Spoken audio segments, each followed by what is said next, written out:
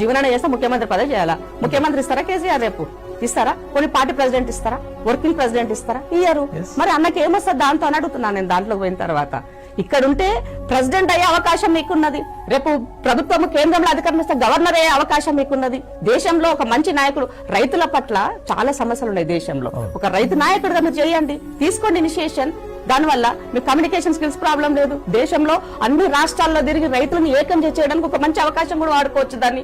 అవన్నీ వదిలేసి ఇలాంటి ఆలోచన తీసుకున్నా అంటే మరి గడికి బందీ అయ్యే ఆలోచన అన్నకు వచ్చినందుకు నిజంగా నేను బాధపడుతున్నా ఈ విషయంలో. అన్న ఆలోచించుకో మరి, అంతే కదనా?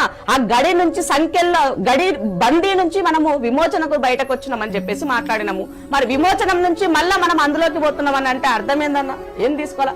రాజకీయం కొత్త, ఇప్పుడు యంగ్స్టర్ రాజకీయం తనకు ఫ్యూచర్ ఉన్నది, లైఫ్ ఉన్నది. కొట్లాడాలనుకున్నప్పుడు ఏదైతే అదైంది ఇంకో 20-30 సంవత్సరాల రాజకీయం ఉందని పార్టీ మారినట్టు ఒక అర్థం ఉన్నది. ఈ సమయంలో ఎందుకు అన్నకు అవసరం ఏమున్నది? 7 పదవులకు వచ్చినాక అవసరం ఉన్నది అని అడుగుతున్నాను నేను.